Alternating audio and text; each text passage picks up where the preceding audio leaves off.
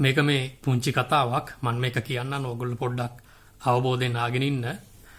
ඔන්න එක්තරා ළමයෙක් තමන්ගේ තාත්තත් එක්කලා දේවාලයකට යනවලු.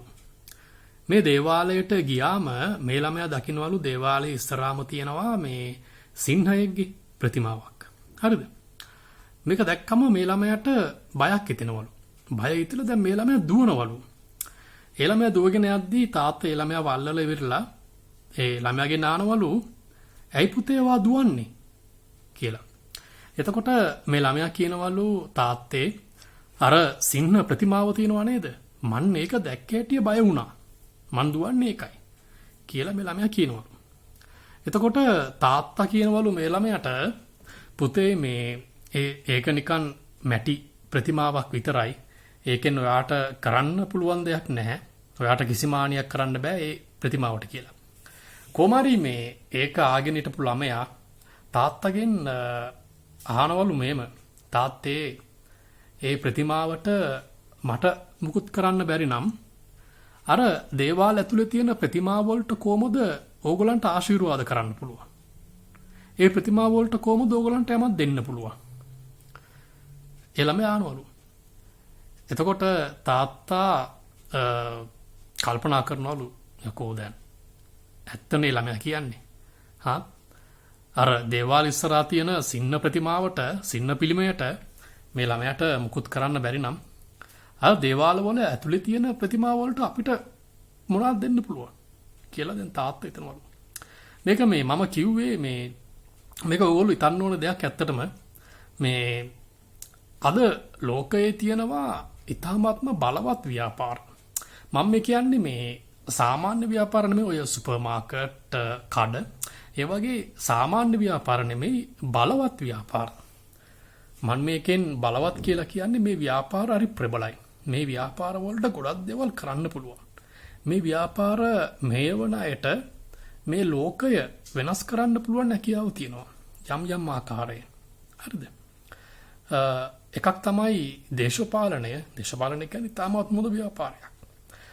ප්‍රබලම ව්‍යාපාරය තමයි දේශපාලනය නෙමෙයි. දේශපාලන එකක්. ප්‍රබලම එක තමයි ආගම. ආගම. ඕගොල්ලෝ හොඳට බලන්නකෝ මේ අද ලෝකයේ තියෙන ආගමික ව්‍යාපාර දිහා. ඒගොල්ලෝ කොච්චර ආදායම උපයනවද? බිලියන ගණන්, ට්‍රිලියන ගණන් ඩොලර්ස් බිලියන ට්‍රිලියන ගණන් වෙනවා. සමහරක් ආගම් තියෙනවා මම දන්නවා දායකයන්ගෙන් 100%ක් හැම මාසෙම අරගන්නවා. හැම මාසෙම නොවරදවාම. එහෙම දුන්නේ නැත්නම් ඒගොල්ලෝ ඒ දායකයන්ට කියනවා මේ ඕගොල්ලෝ කරන්නේ පවක්. ඕගොල්ලෝ කරන්නේ පාප කර්මයක්. ඕගොල්ලෝ දෙන්න ඕනේ 100%. මම මේ කාටවත් අපහාස කරනව නෙමෙයි. ආගම් වලට අපහාස කරනව නෙමෙයි. හරිද? මේවා මේ ඇත්තටම වෙන දේවල්. ඕගොල්ලෝ මේව තේරුම් ගන්න ඕනේ. දැන් මම දැන් මේම කියද්දි සමහරක් වෙලාවට ඕගොල්ලෝන්ගේ ඇගේ ලේ කුපිත වෙන්න පුළුවන්. ඕගොල්ලන්ට දෙන්න පුළුවන් මම ආගම් වලට අපහාස කරනවා කියලා. එහෙම නෙමෙයි.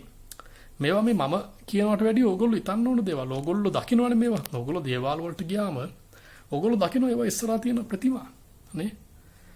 ඕගොල්ලොත් කරන්නේ මොකද්ද? මේ ප්‍රතිමාවට වැඳලා ප්‍රතිමාවට බැකබත් වෙලා ප්‍රතිමාවෙන් ඉල්ලන්න පුළුවන් හැමදේම ඉල්ලලා ප්‍රතිමාවට ඕගොල්ලෝ දෙන හැමදේම දීලා නේ ඕගොල්ලෝ ඒවා හිතන්න ඕනේ ඇත්තටම.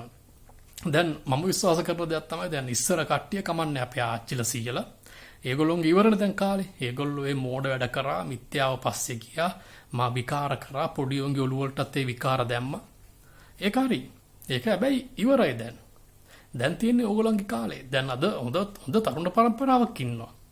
දේශපාලනය ගැන හොඳ අවබෝධයක් තියෙන මේ සිස්ටම් එක වෙනස් කරන්න පුළුවන් සහ මේ සිස්ටම් එක වෙනස් කරන්න ඕනේ කියලා හිතන හොඳ පරම්පරාවක් ඉන්නවා. ඉතින් මේ පරම්පරාව මේ ආගමික මිත්‍යාව ගැන හිතන්න පටන් ගන්න. මේ ආගමික මිත්‍යාවෙන් කොහොමද මේ ලෝකය බේරගන්න පුළුවන්? මේ රට අපේ රටවල් බේරගන්න පුළුවන් කොහොමද කියලා හිතන්න ඕගොල්ලෝ.